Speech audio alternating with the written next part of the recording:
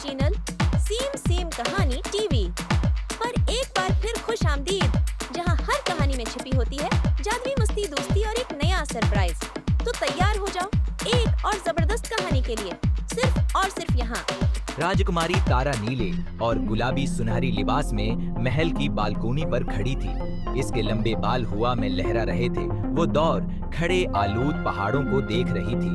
उसकी आंखों में सवाल था, क्या ये महल हकीकत है या किसी जादुई दुनिया का हिस्सा?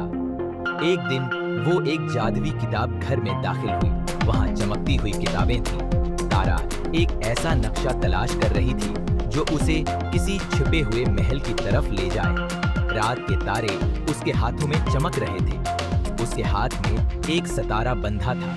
वो एक सफेद घोड़े पर सवार हुई और जुगनुओं से बातें करने लगी। एक ऐनक पहने उल्लू ने उससे कहा, क्या तुम सच में दिल वाली हो? तुम्हें महल तक पहुंचने के लिए एक साथी चाहिए। रास्ते में वो एक शर्मीले लड़के से मिली जिसने पहाड़ों की तरफ इशारा करके कहा, यहाँ कुछ अजीब है। तारा और उसका साथी एक धुंध भरे पल से गुजरे जहाँ दो पत्थरों के शेर बैठे थे। तारा ने अपना हाथ उठाया और कहा, यहाँ कुछ अजीब है। जादुई लॉकेट निकाला जो चमक उठा और एक सीधा रास्ता बन गया।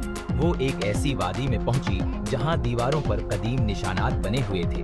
आगे चलकर वो एक चमकते सींगों वाले हिरन से मिली जो चांदनी को झील की तरफ ले जा रहा था। तारा झील में उतरी और देखा कि नीचे एक शानदार महल छिपा हुआ है, लेकिन जैसे ही उसने पीछे देखा, रामी झील में गिर गया।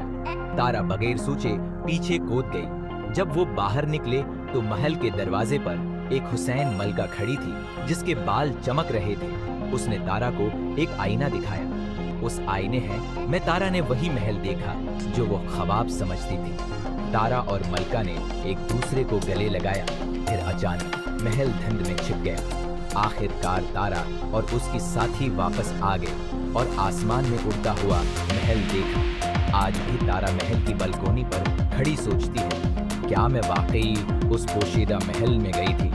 और उसकी आंखों में एक नई कहानी की झलक होती है।